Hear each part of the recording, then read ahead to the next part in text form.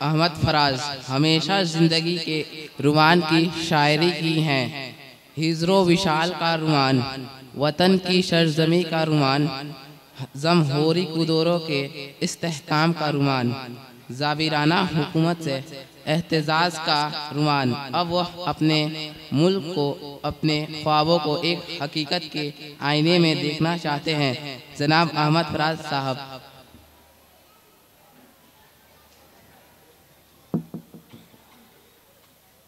गजल का चैन अशात पेशे खिदमत में मुलाहिदा फरमाए। अब के हम बिछड़े तो शायद कभी ख्वाबों में मिले, अब के हम बिछड़े तो शायद कभी ख्वाबों में मिले, जिस तरह सूखे हुए फूल किताबों में मिले। तू खुदा है न मेरा इश्क फरिश्तों जैसा, तू खुदा है न मेरा इश्क फरिश्तों जैसा, दोनों इंसान है तो क्यों इतने हिजाबों में मिले। गमे दुनिया भी गमे यार में शामिल कर लो, गमे दुनिया भी गमे यार में शामिल कर लो, नशा बढ़ता है शराबे जो शराबों में मिले।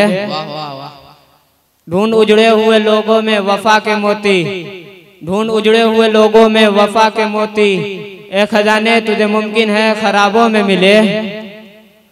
आज हम दार पे खींचे गए जिन बातों पर, आज हम दार पे खींचे गए जिन बातों पर, क्या जब कल वो ज़बाने को निशाबों में मिले।